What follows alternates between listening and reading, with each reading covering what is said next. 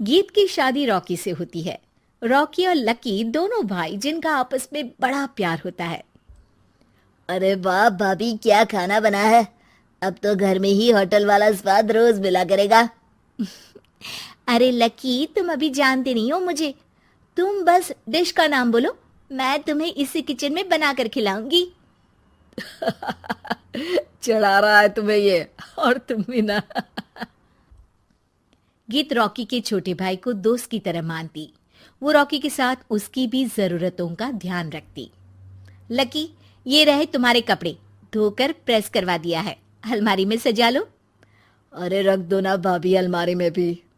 हाँ हाँ, सब भाभी करेगी तो तू क्या करेगा। रहने दीजिए ना माँ जी, शादी हो जाएगी तो खुद ही सुधर जाएगा।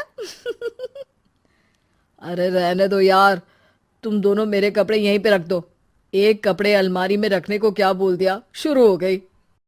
एक दिन, रॉकी सुनिए ना, कल जल्दी आ जाना, मुझे मायके जाना है, या सुबह छोड़ दीजिए और शाम को लेकर आ जाना। अरे नहीं नहीं, कल तो बिल्कुल पॉसिबल नहीं है, कल मीटिंग है। तुम लकी के साथ चली जाओ ना, और उसे कह देना कि शाम को लेकर भी आ जाएगा। लकी भाभी को लेकर मायके जाता है, शाम को लेकर भी आता है। आते वक्त, लकी, तुम्हारे लिए मैंने एक लड़की देखी है, बहुत सुंदर है। अच्छा, क्या बात है भाभी, मुझे भी दिखा दो। और उससे भी पूछ लो कि मुझसे शादी करेगी ना। इतनी सुंदर होगी तो मुझसे क्यों शादी करेगी भाभी। अरे वाह, क्या बुराई है तुम में, इतने अच्छे हो दिखने में। हाँ, बस अपनी भैया से थोड़ा कम हो। हाँ भाभी, आपको तो भैया से अच्छा कोई लगता ही नहीं है। लकी, तुम्हारे भैया हैं ही लाखों में एक। रात में दोनों घर आते हैं, लेकिन थोड़ी ही देर में उनके घर रॉकी की मौत की खबर आती है।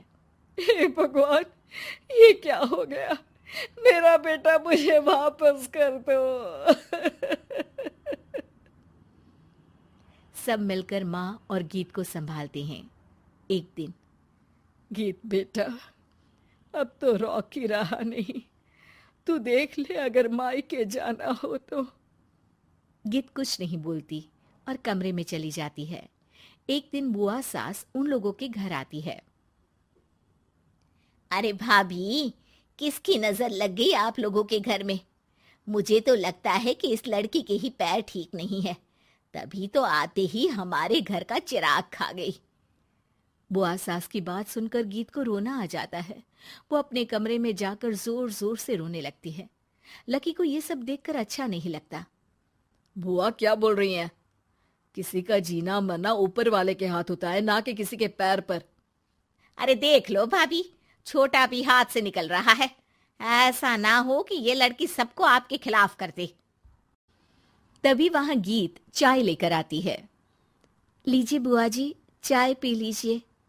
बुआ तो घर से चली जाती है, लेकिन सास के मन में गीत को लेकर नेगेटिव विचार भर जाते हैं। अब देख गीता, बहुत हुआ, यहाँ रहकर भी कुछ नहीं होगा। अच्छा होगा कि अपने मम्मी पापा को बोल के तुझे यहाँ से लेकर जाए। और गीत अपने मायके चली जाती है, जहां आस पड़ोस के लोग कहते हैं, अरे रे, बेचारी की शादी के 2 साल ही हुए थे, लेकिन पति नहीं रहा। सास ने भी घर से निकाल दिया। देखो भाई भाभी कब तक साथ रखते हैं। और शादी करा देनी चाहिए इसकी, तो उम्र ही क्या है इसकी। हाँ, लेकिन करेगा कौन। एक तो शादीशुदा, ऊपर से कलंक पति की मौत का। तभी वहां लकी आ जाता है और वो पड़ोसियों की बात सुन लेता है। लकी, तुम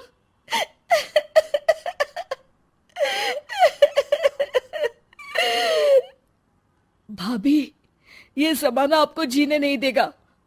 लेकिन आप चिंता मत करना, मैं आपको आपके हिस्से की सारी खुशियां दूंगा। लीजिए, माँ ने आपका ये बैग भेजा है। इसमें आपके जरूरी सामान है जो वहीं रह गए थे। लकी देखता है कि गीत को ससुराल से लेकर मायके तक हर जगह सिर्फ ताने ही सुनने पड़ते हैं।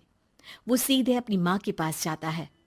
माँ, एक बात सुनो, ये कहाँ का न्याय है।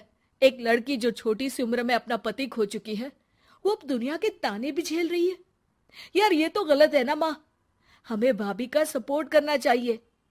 क्या भैया होते तो भाभी को ऐसा देखकर दुखी नहीं होते? अरे देख लकी, ये समाज ऐसा ही है। और भैया होते तो गीत की ये हालत होती ही नहीं। बिना पति के औरत को तो ये सब झेलना ही पड़ता है। लेकिन कोई तो जरिया होगा ना माँ। भाभी भी हमारे परिवार का हिस्सा है, हम कुछ तो कर सकते हैं ना उनके लिए। हिस्सा है नहीं, हिस्सा थी।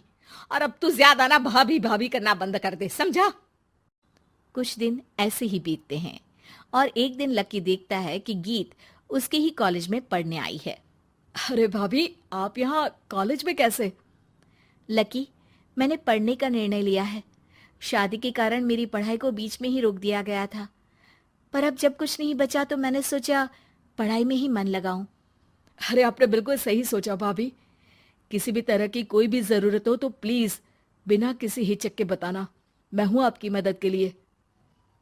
लेकिन कहते हैं ना, गीत की जिंदगी में सब कुछ बहुत दिनों के लिए ठीक नहीं रहा और एक दिन क्लास में, अरे ये विधवा है, इसकी तो शादी हो चुकी है। क्या बात कर रहे हो? हमारे साथ तो बैठकर ऐसे पढ़ाई करती है जैसे बच्ची हो। अरे बच्ची नहीं, बहुत शातिर है ये। किसी को नहीं बताया कि ये शादीशुदा है, वरना हम इसे आंटी आंटी कहकर पुकारते ना। अरे अब तो पता चल गया ना, आंटी जी। Aunty aunty. फिर क्या, सभी गीत को आंटी बोलकर चिढ़ाने लगते हैं। गीत को रोना आ जाता है और वो क्लास के बाहर जाकर रोने लगती है। सामने से लकी आ जाता है। अरे क्या हुआ भाभी, आप रो क्यों रही हैं? तभी पीछे से एक लड़की आ जाती है। हे हैंडसम, इस औरत से ना दूर रहना, इसके प्यार में मत पड़ जाना, क्योंकि ये शादीशुदा है। हमारे साथ झूठ बोलकर हम जैसे ही रह रही थी। हाँ तो क्या गलत है? सही उम्र में तुम्हारे माता पिता तुम्हारी पढ़ाई छुड़वा देते तो आज तुम भी शादीशुदा ही होती ना। और इनका पति नहीं रहा, उसमें इनका क्या कसूर? अरे कोई अपने जीवन को नई शुरुआत दे रहा है तो तुम लोगों को क्यों मिर्ची लग रही है? अरे तुझे बड़ी दया आ रही है, कर लेना तू शादी। लकी तब तो कुछ नहीं बोलता, लेकिन ये बात उसके मन में घर कर जाती है। और फिर एक दिन, माँ, मैं गीत से शादी करना चाहता हूँ। अरे क्या बक रहा है बेटा, तेरा भाई तो खा गई वो, अब मैं अपना दूसरा लड़का नहीं खो सकती। नहीं माँ, मैं गीत को यूं परेशान नहीं देख सकता। उसका कॉलेज में भी लोगों ने जीना मुहाल कर रखा है। मैं उनसे शादी कर उन्हें फिर से इस घर की बहू बनाऊंगा। तुम मानती हो तो ठीक है, नहीं तो मैं घर छोड़कर चला जाऊंगा। अरे मुझे मंजूर है बेटा। लकी माँ के साथ गीत के घर जाता है और उसका हाथ मांगता है। घर वाले मान जाते हैं।